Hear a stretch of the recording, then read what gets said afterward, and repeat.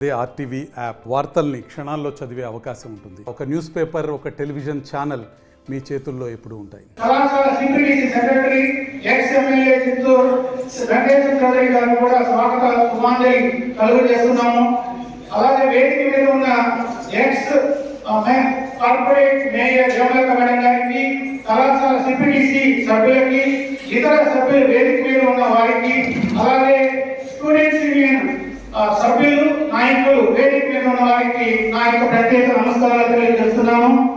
విద్యార్థులకు, అలాగే ఇక్కడ విచ్చేసిన మా ఆహ్వానాన్ని మన్నించి విచ్చేసిన రాజకీయ నాయకులకు, పట్టణ ప్రముఖులకు, అలాగే ప్రింట్ అండ్ ప్రెస్ మీడియా, మా యొక్క ఉపాధ్యాయ బృందానికి అందరికీ నా యొక్క ప్రత్యేక నమస్కారములు, నమస్సుమాంజలి.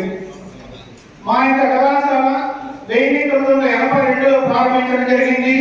చిత్తూరు జిల్లాలో ప్రత్యేకంగా మహిళా ప్రభుత్వ డిగ్రీ కళాశాల అనేది, ఈ కళాశాల అనేది గర్వంగా చెప్పుకోగలుగుతాము. అంతేకాకుండా 1982 నుండి దినదిన అభివృద్ధి చెందుతూ ఈ రోజు కళాశాల యొక్క మొత్తం స్ట్రెంత్ 685 మంది విద్యార్థులు చదువుతున్నారు. ఈ కళాశాలలో ఓన్లీ ఉమెన్స్ విద్యార్థులే చదువుతున్నారు. ఇకపోతే కళాశాల యూజీ ప్రోగ్రామ్స్ 9 నడుస్తున్నది, అలాగే పీజీ ప్రోగ్రామ్స్ అనేది 3 నడుస్తున్నది.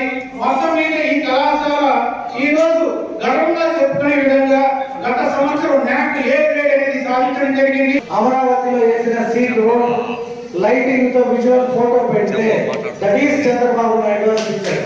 అంటే ముఖ్యమంత్రిగా ప్రమాణ స్వీకారం చేయకముందే ఆయన ముఖ్యమంత్రి కాబోతాడంటే అధికారులు ఎంత బాగా పనిచేశారు అంటే, ఎస్ మాకు right captain is going to form government.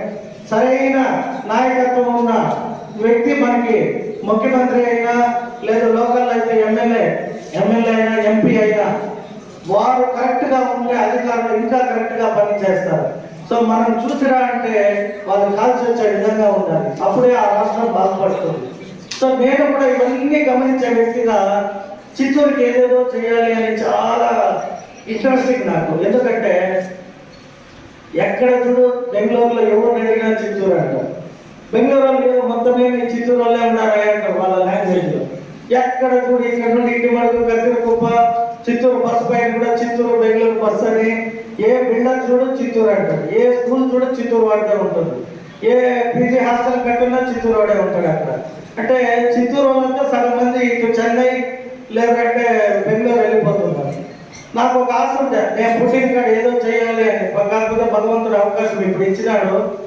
తరచూరు express highway అని ఒక హైవే వచ్చింది, బెంగళూరు చెన్నై ఎక్స్ప్రెస్ హైవే అని ఒక హైవే వచ్చింది. ఇప్పుడు బుల్లెట్ ట్రైన్, బీజేపీలో నరేంద్ర మోడీ గారు ఈ దేశానికి 3వసారి ముఖ్యమంత్రి, ప్రధానమంత్రి కావడం చాలా అదృష్టం. ఆయన కూడా మీకు తెలుసో లేదో, మీకు ఎవరైనా ఇన్స్పైర్డ్ నాయకుడు ఉండాడా అంటే ఆనాడు ప్రధానమంత్రి హోదాలో ఉంటే కూడా నాకు చంద్రబాబు నాయుడు గారు స్ఫూర్తి అన్నారు. ఎందుకంటే నరేంద్ర మోడీ గారి కంటే కూడా ముందు ముఖ్యమంత్రి నారా చంద్రబాబు నాయుడు గారు ఈ ఆంధ్ర రాష్ట్రానికి. ఆయన చేసిన డెవలప్మెంట్ చూసి ఆయన కూడా ఇన్స్పైర్ అయ్యి గుజరాత్ని ఆంధ్ర రాష్ట్రంతో పోటీ పడి ఈ రోజు నెంబర్ 1 స్థానానికి తీసుకుపోయాడు గుజరాత్ని కూడా. అక్కడ నుండి ఆయనకు అదృష్టం బాగుండి ఈ దేశాన్ని 3వ ప్రధానిగా కూడా నాకు భవిష్యత్తులో అనిపిస్తుంది. ఇంకా ఏ వ్యక్తికి కూడా అది సాధ్యం కాదు. ఒక నరేంద్ర మోడీ గారికి మాత్రమే ఈ భారతదేశాన్ని 3 సార్లు పరిపాలించే యోగం, అదృష్టం కలిగింది. అంటే ఈ మాటలు ఎందుకు చెప్తానంటే, సెల్ఫ్ అంబిషన్, మనం ఏదో అధికారి అయిపోయినాం లేదా ఎమ్మెల్యే అయిపోయినాం, మనకేం కావాలో చూసుకునేది కాదు.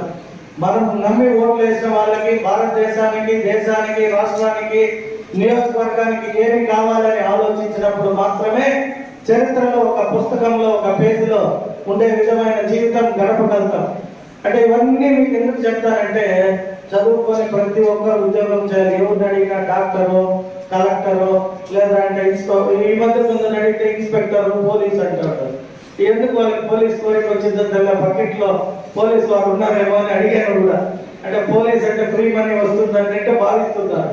సో మనం ఫ్రీ మనీ కంటే కూడా మనకున్న అవకాశాలని, అవకాశం లేకపోయినా అవకాశాలని తయారు చేసుకొని క్రియేట్ చేసే విధంగా ఇంత జోపు చంద్రబాబు నాయుడు గారు మోదీ గారి గురించి ఎందుకు చెప్పారంటే, తెలుగుదేశం పార్టీ అంటే చంద్రబాబు నాయుడు గారు, బీజేపీ అంటే నరేంద్ర మోడీ గారిగా ఎందుకు అది రూపు దాల్చిందంటే వాళ్ళ ప్రపంచంలోనే ఈరోజు ఒక పవర్ఫుల్ నాయకులు ప్రపంచానికి, దేశానికి కాదు ప్రపంచమంతా ఈరోజు నరేంద్ర మోడీ గారిని చూస్తే లేచి నిలబడే విధంగా ఆఖరికి యూఎస్ఏ అగ్రరాజ్యం అని చెప్పుకునే అమెరికా కూడా ఇండియన్ ప్రధాని వస్తే ఒకప్పుడు లేసేవారు కాదు. ఈ రోజు మోదీ గారు అక్కడ వస్తున్నారు అంటే ఆయన పవర్ లేచి నిలబడి విష్ చేసి పక్కలో చేరించే స్థాయికి అమెరికా కూడా వచ్చింది అంటే దట్ ఈస్ ఇండియన్స్. మరిన్ని వీడియోస్ కోసం ఛానల్ ని సబ్స్క్రైబ్ చేయండి, లేటెస్ట్ అప్డేట్స్ కోసం వాట్సాప్ ఛానల్ ని ఫాలో చేయండి అండ్ లింక్ డిస్క్రిప్షన్ లో ఉంది.